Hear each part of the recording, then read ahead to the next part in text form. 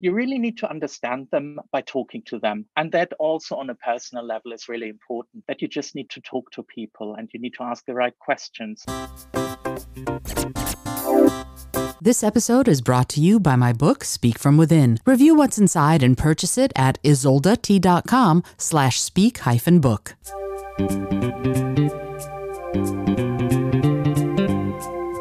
Hello, and welcome to the Creative Solutions Podcast. I'm your host, Isolde Trachtenberg. Whether you're writing the first sentence of a story or solving the climate crisis, you need to think in new ways. On the show, I interview peak performers who are coming up with those creative solutions. Through creativity, action, inspiration, and innovation, they're changing the world. I also bring you ideas and techniques that you can use to unlock your potential to do the same. And now, let's get to the show.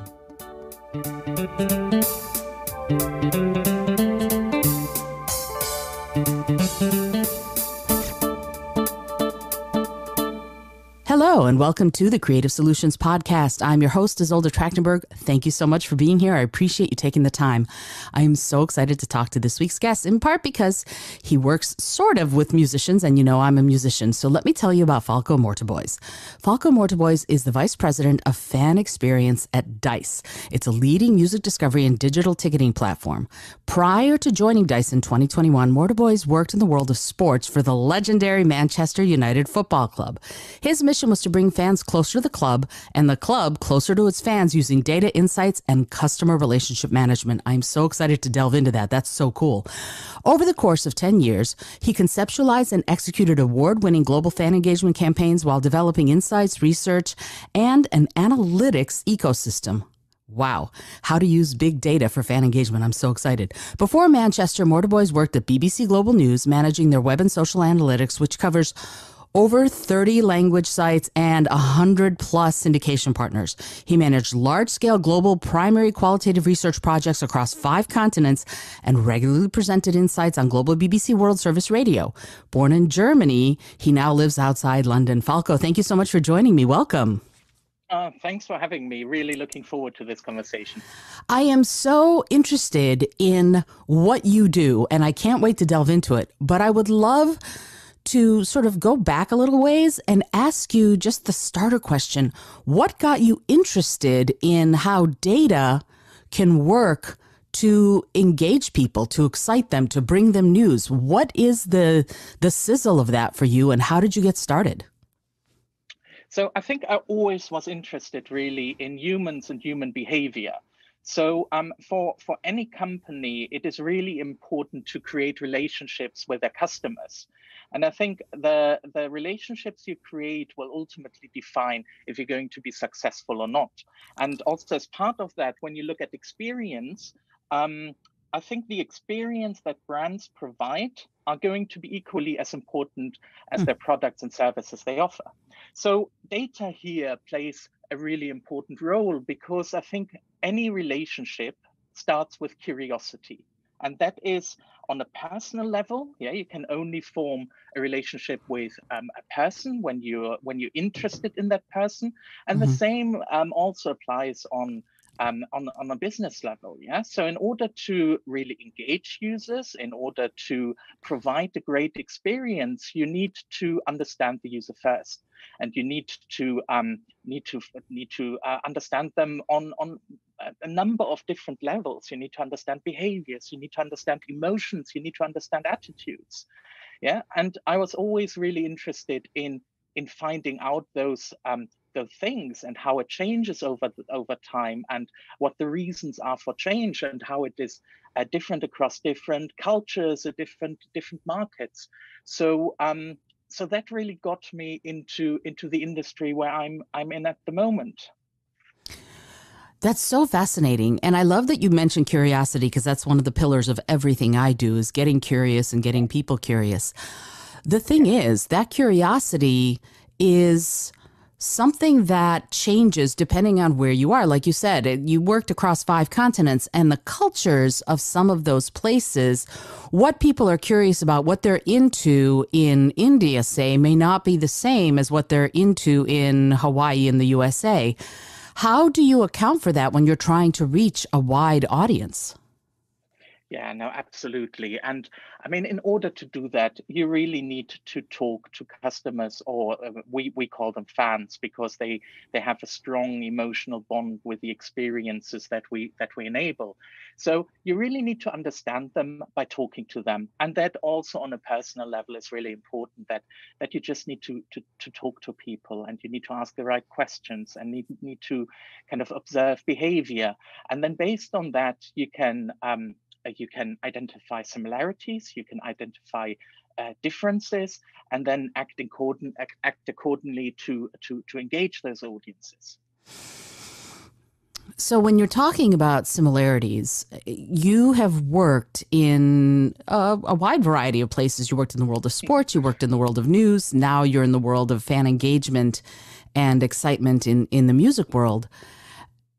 Are there similarities across all three of those genres, I'll say, or is there a unique way of approaching fans for sports versus news versus music?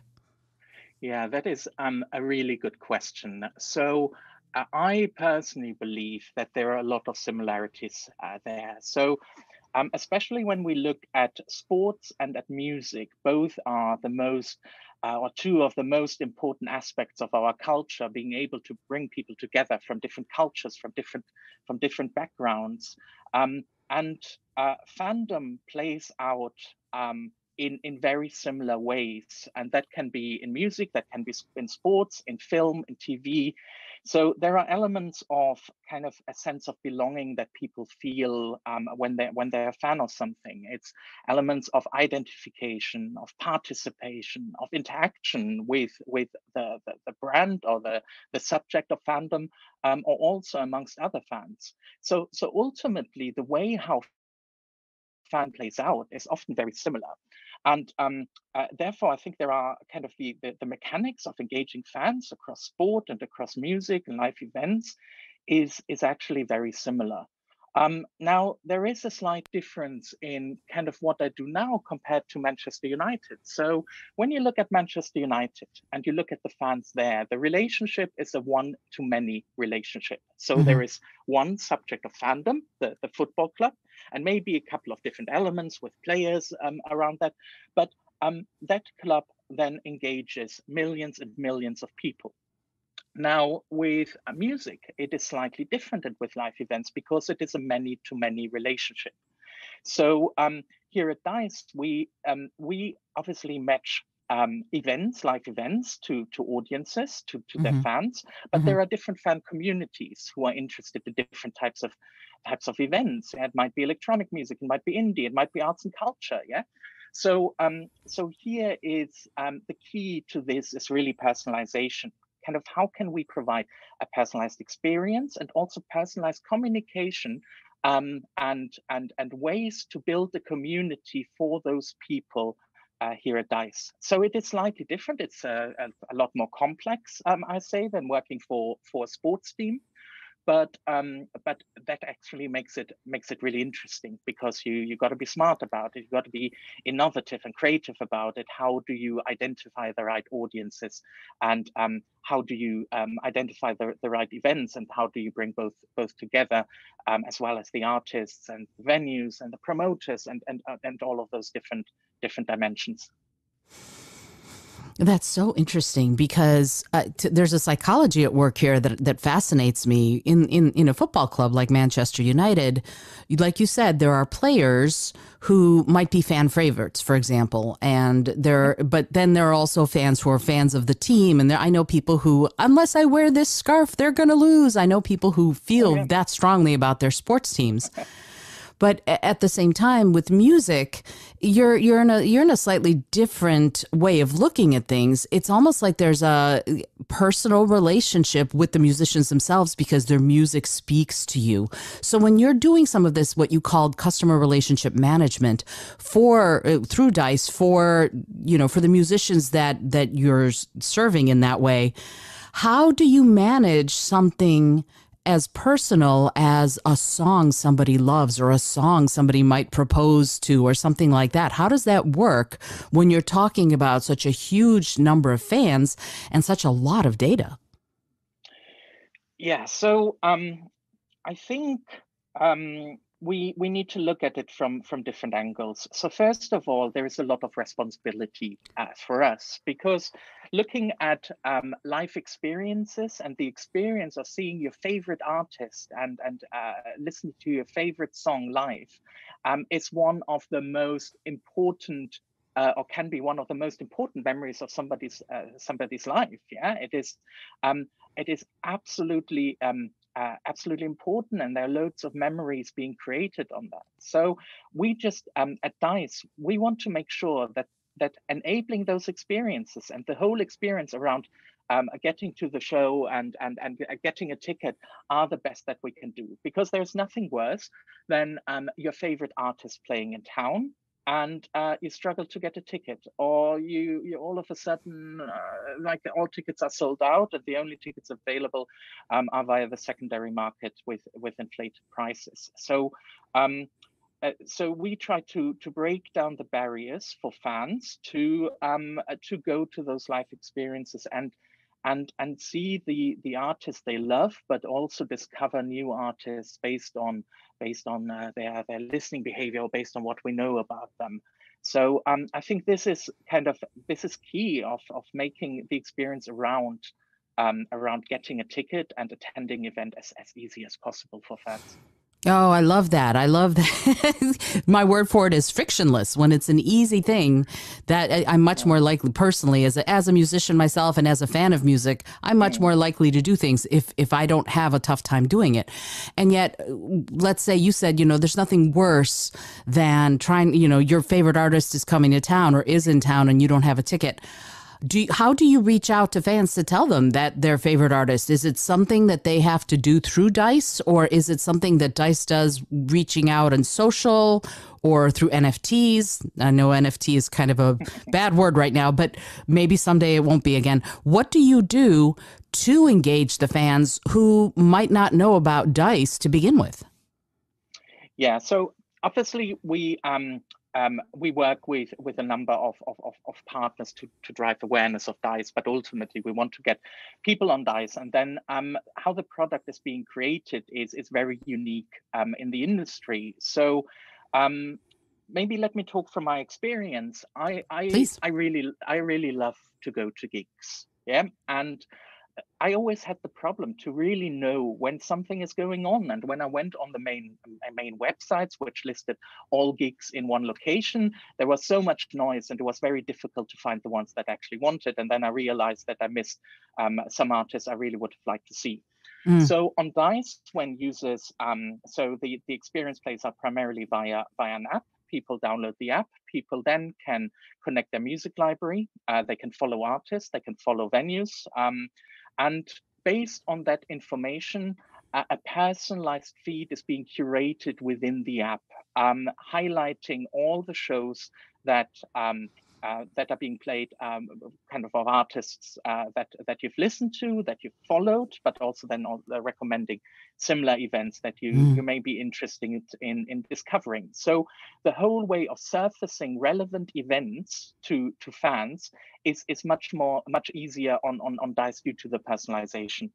And we recently ran a global survey and asked about kind of the power of the recommendations, and 83% of the respondents said that those recommendations are highly relevant, that they've discovered new experiences and new events on Dice and new venues that they really like and that they've gone back to and also as a result of that, that people have gone out more and have gone out to see more shows. So Dice's mission is to get people out more, because because we feel that going out makes people feel good and feel happy. So yeah, those are really good numbers, and also a very large chunk of ticket sales comes from this recommendation feature. So this is kind of, first of all, to make sure that people know about events, and these the platform then also feeds into the communication program. So we have a number of different automations set up to make sure that when an artist plays that you are interested in, that you'll hear about it when you've opted into our marketing communications. Yeah, and then you receive a push notification when a pre-sale is being announced, when something goes on sale. You can actually get a reminder to hear when, or to be notified when something is going on sale. And then we kind of support the event through the life cycle when users have saved the events, that remind them when tickets are running low and maybe they want to purchase it now. So it's kind of to make sure that on the one hand, fans don't miss a gig, but then also that they can discover new experiences. I'm taking a second. You might hear dead air here for a second. I don't call it dead air. I call it anticipatory air, because I'm taking a moment to sort of synthesize everything you've said.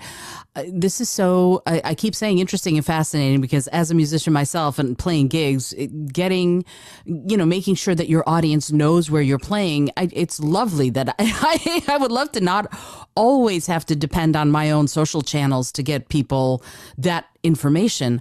And yet something that I'm interested in, you were mentioning that you were talking about the sort of the fan experience before, during, and after the show. How does that work after? Is there a feature on Dice where fans can give, for example, reviews of the show or talk about the show that they just went to? Like, for example, I saw Lizzo at Madison Square Garden when she was here in September, and I put on my social channels, oh, she was great, this was great, this was the set list, blah, blah, blah. And, it reached my followers, but I don't know, maybe if I talked about her on my podcast, it would be different because I have this platform. But what about people who don't have a platform? Is there a way to reach out and tell other people about their experiences and how everything went after the show? Yeah, so after every show, we send out a survey and ask how it was. Yeah, and we ask how the performance was, what they thought of the venue. We asked how the Dice app worked for them, and we asked what their favorite moment of the show was. So to really get feedback also on the quality of the events we have available on Dice. And then we see many users on the back of this survey kind of going to a review site and leaving a positive review, or we see them going on social. So I think there is kind of letting people talk about their passions and giving great feedback of the show is really important. But I would go like a step before. So I've had many of my friends and my network talk about great shows, and they posted something on Twitter. And my question was always like, hey, great that you went to the show, but why didn't you tell me? I would have joined you. So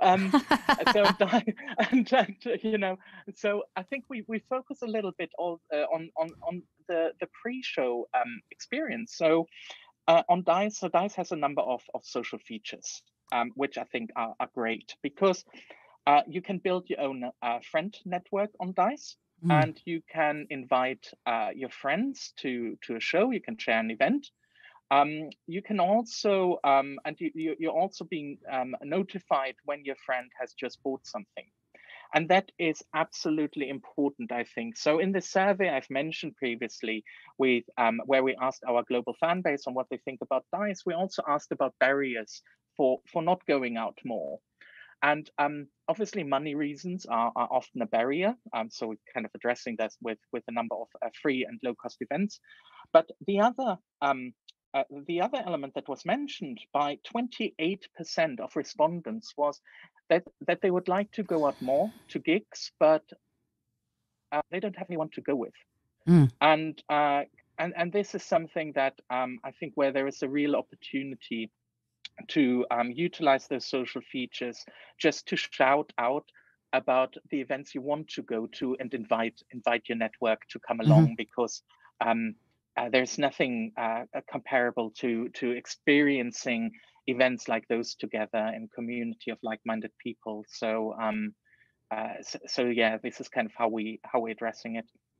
Yeah, I love that, because I know I end up posting on various social, hey, I'm going to go to this show, who wants to go? And then it becomes a huge sort of rigmarole trying to get everybody organized and it does. So I think that's great that Dice is doing that. Let me ask you, this is a kind of a pinpointed question, if you will, very detail oriented. I am. If I buy a ticket on, and I post about it, hey, I bought this ticket to go see Lizzo. I'll use her as an example again. If one of my friends wants to buy a ticket, what is the chance that they're going to be able to get a ticket right near me? So right. So many of the events we're working with are events where it's mainly standing. So it's not with like looking at a seating plan or so. It's obviously a bit of a challenge, when tickets are being sold. Mm-hmm. But many of the events we're working with, it's kind of standing space mainly, and that obviously makes things easier. You can hook up just before the event, and then you're close together. Sure. Yeah, it's more like a dance club kind of thing, I guess, than a seated venue. That makes a lot of sense.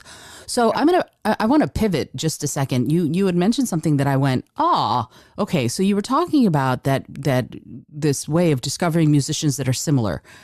If you can talk about it, because you sound like you're a data guy. You sound like you're very interested in statistics, which I love. So let me ask you a question. When Dice recommends other artists, let's say, let's go somewhere else. We'll go Sarah Vaughan when she was alive. So let's say I love Sarah Vaughan and I was using Dice to go see Sarah Vaughan, and then Dice would recommend other performers who are similar to Sarah Vaughan. What are the touch points on that? What does Dice look for in an artist so that they can recommend other artists to me?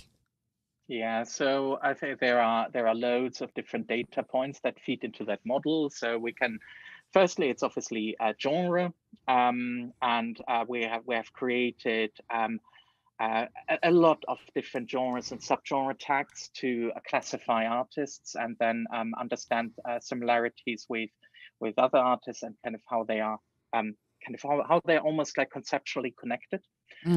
It depends very much on the user of what they've listened to. So the genres there, the artist, it looks like it depends on the venues they've previously been to, the artists they follow, the venues they follow, the purchases they've made.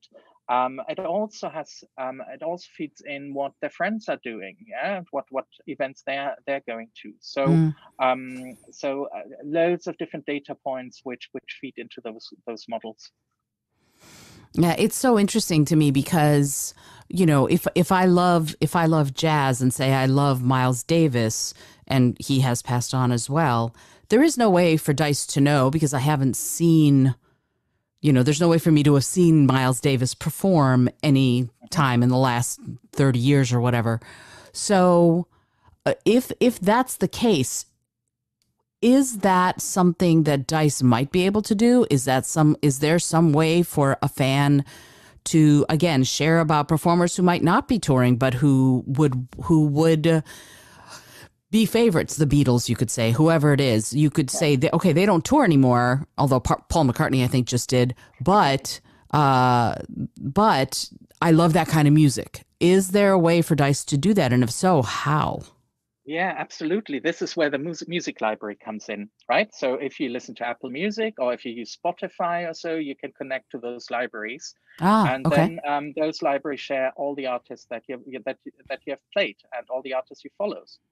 Yeah. So obviously the fan needs to connect those. The fan needs to invest in the platform a little bit by giving us the signal that allow us to provide those personalized recommendations.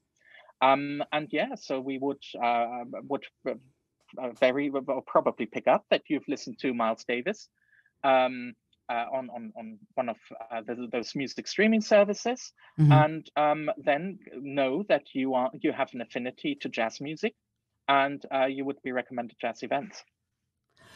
Okay, that makes a lot of sense because I'm going, I as you might be able to tell, I love jazz, and so I'm like, how would Dice know when some jazz person? And let me ask you, what about emerging artists? How does Dice deal with people who are first starting out, who might be on their way to making a splash but haven't quite gotten there yet? Yeah, so So also here, I think it depends where kind of where those events take place. Hmm. If we already see an affinity with our fan base on for those artists, for the venues they're playing, for the genre those artists are representing. So there is also an artist development program where we are working directly with artists Mm. to kind of support them on their journey. That is awesome. I love that because elevating artists and creative work is, as you might guess from the Creative Solutions podcast title, one of my favorite things in the world. I would love to, if you don't mind, step back just a little bit and say, okay, so here we are. This Dice is a platform that can reach a global audience, and you have reached a global audience in previous facets of your career, but you made these transitions from sports to news to music. Can I ask you what drove you? What curiosity? I'll ask it this way: what curiosity drove you from one to the next, and where do you see your curiosity taking you into the future? That's a great question. So I always was interested in many different things. And looking at my professional career, what always was really important to me was that I want to work for a company and a brand that makes a positive contribution to the world, to the community. And I think looking at news, sport, and music, that is really the case. So um, I think when I was very early on in my career at the BBC, one of the senior management team said that he truly believes that unbiased news and independent news can make the world a better place. And I truly believed in that. And then when I joined football or soccer, how you call it in the US, I also really believe that sports is so important for people. It is such an important factor in their life. I mean, we also did some research, and people are more likely to leave their wife or their partner. Or get estranged from their family than changing allegiance to their favorite sports team. Wow. So yeah, it's crazy. So there A is little. such a strong, yeah, there's such a strong connection there, and it gives people hope. It gives people a sense of belonging, like I mentioned before. It's a really important part of their identity, and also entertains them. And when you have a global reach, you can obviously work towards the better, yeah, about kind of showing that we are all connected by those passions.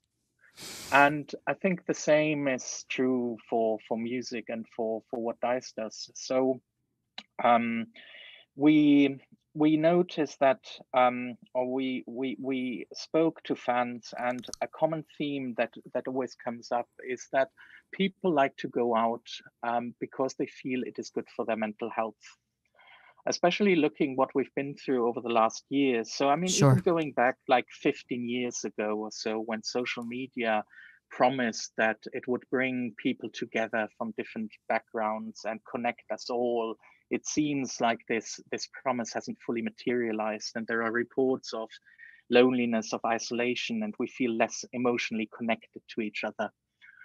And then came the COVID pandemic, and also here, and everybody has their own personal story, but people felt lonely and isolated. So I feel that the pendulum is almost like swinging back to real human connection again, and going out and experience something together with others, and being in a physical space. So physical proximity rather than social distancing, yeah, has a massive positive impact on people's well-being. And this is kind of what Dice wants to enable, those human connections. And I think this is a lovely mission to get people out more, and ultimately to feel to make people feel happy. So that kind of was my motivation for joining Dice, and I almost see it as it's kind of it builds from news to sport now to live events and music. So so yeah, I think this kind of was my motivation to move. Although I've had like a terrific time at pretty much every single place that I've worked. More power to you. That's great. I don't know too many people who can say that they've had a terrific time everywhere they worked. But yeah, go you. Yeah, but it is interesting to me that the psychology of belonging is something that I think about a lot, and feeling like you belong. Especially for me, especially with music, I've traveled all over the world playing out, and I can sing a song in Swahili to people in Ireland and they will still enjoy it and get something out of it. So there's definitely a connection musically, regardless of whether or not you understand the words. People feel like they can connect over it, which I think is great. I do want to pivot again, and I want to personalize it a little bit and ask you something. This is again the Creative Solutions podcast. So I want to ask you what kind of creative solutions you come up with. What's the first thing you do when things go wrong, when you're faced with a problem, when the venue has a fire, when something happens? What is the first thing you do in order to come up with some of those lateral thinking, out of the box stuff to solve those problems? Yeah. So are you talking personally about kind of what I do in that role and looking at fan experience in general, or is it more the company you're interested in, what we're doing there? Actually, both, because frankly, the company I'm sure has policies. What happens if the musician is ill and can't do the show? I'm sure there are policies in place for that. But also you personally, I'm very interested in how we assess problems and how when you're faced with it, what do you do to solve it? And how do you think? What's the first thing you do? So both are very interesting to me, if you're willing to comment on both. Yeah. So lovely. So I think there are certain elements we're not in control of, but so personally and kind of on in a wider sense. But I think at everywhere where people get together, there might be a situation where a crisis arises or conflict arises. So for me, as a team leader, having a fairly large team, I just want to make sure that there are certain ways of kind of how we're dealing with conflict and how we're solving things. So we're all here, we're all together to to get stuff done at work, but also to have fun. Yeah. So probably we're spending more time at work with our colleagues than with our partners sometimes.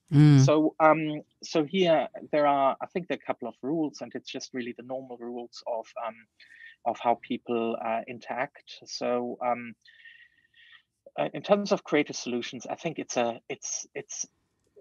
the old-fashioned solution of communication, of having honest relationships with the people you're interacting with.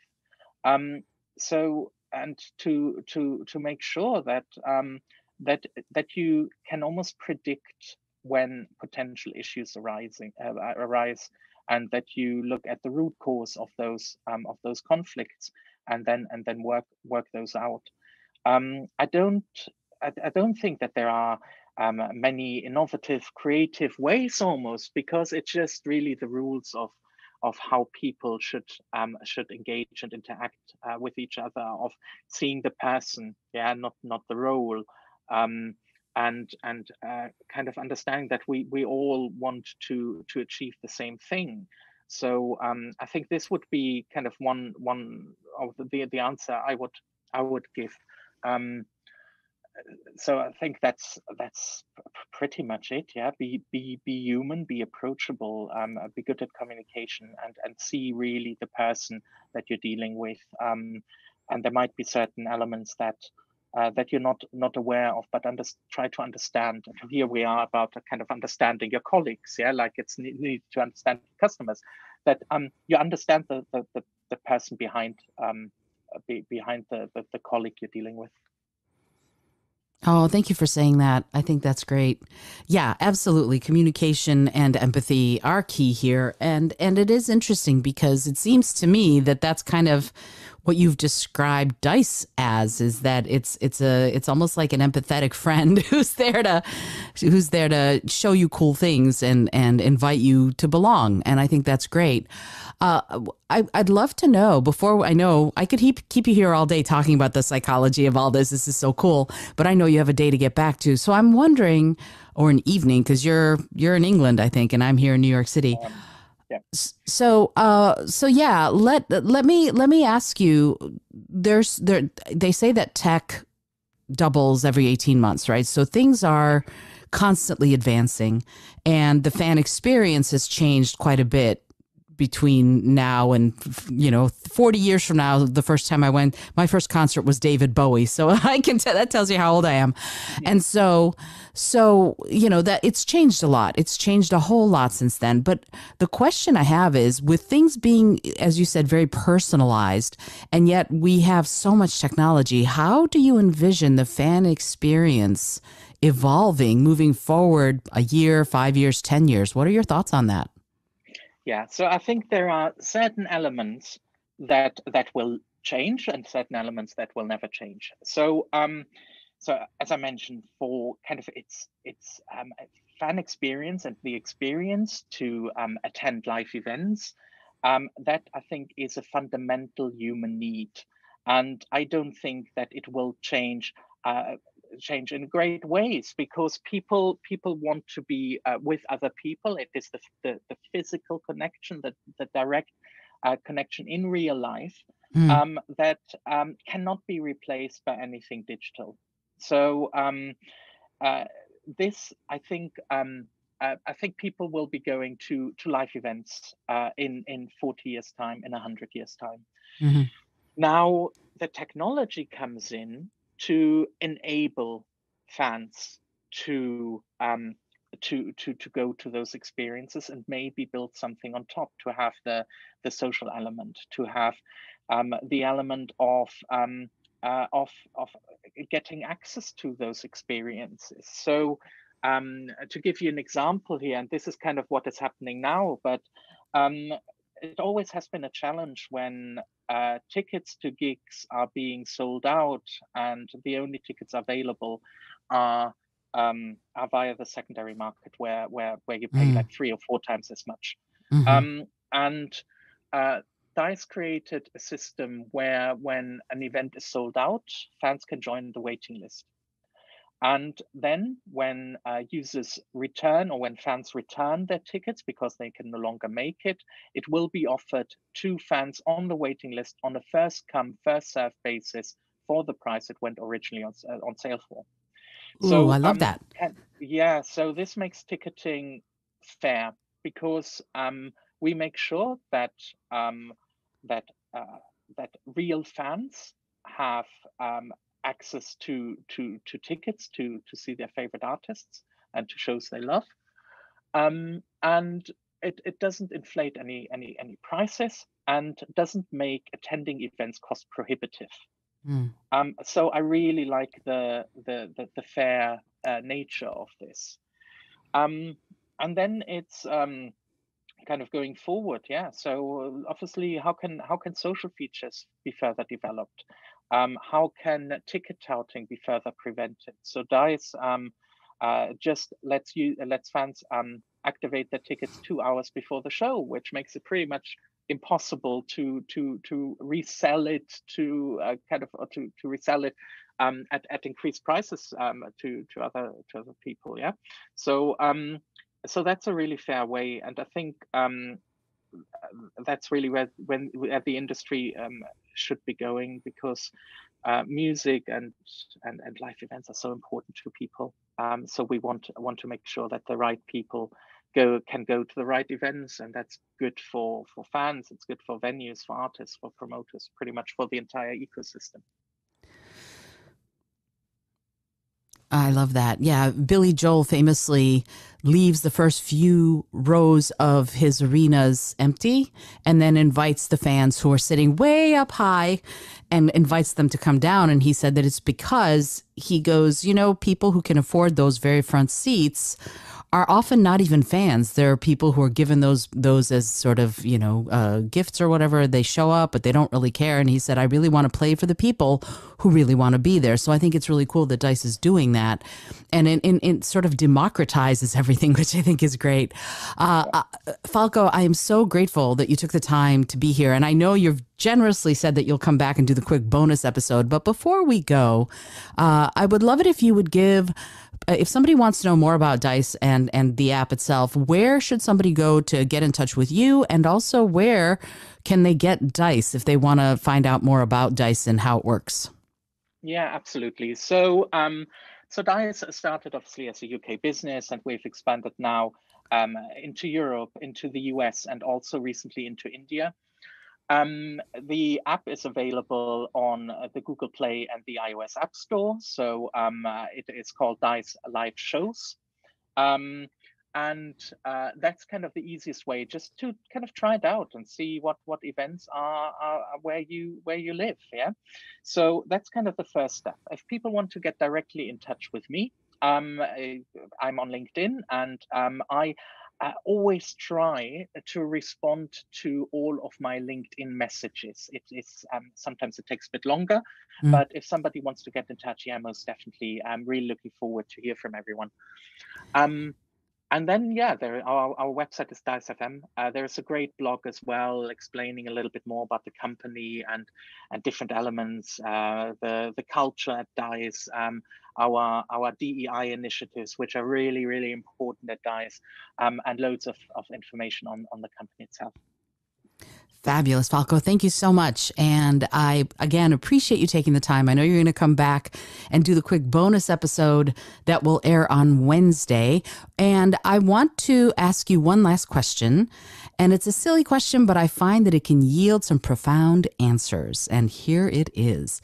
If you had an airplane that could skywrite anything for the whole world to see, what would you say? Be kind. I love it. That's terrific. Oh, Falko, this has been great. Thank you so much for joining me on the Creative Solutions podcast. I appreciate you taking the time. We're going to be back in just a little bit to do the bonus episode. In the meantime, I am Isolde Trachtenberg for the Creative Solutions podcast. If you have any questions, you know how to get a hold of me. I will be putting Falko's LinkedIn link and also the Dice FM and maybe even a link to the app if I can figure out how to do that in the show notes. You're going to be able to find everything there. And until next time, as always, I remind you to be bold, be creative, and most of all, be kind.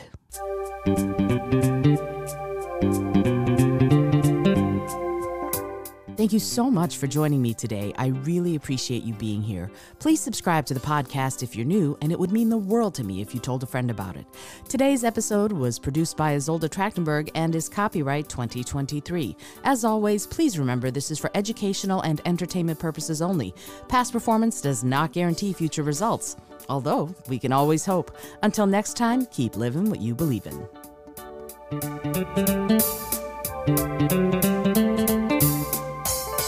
Thank you.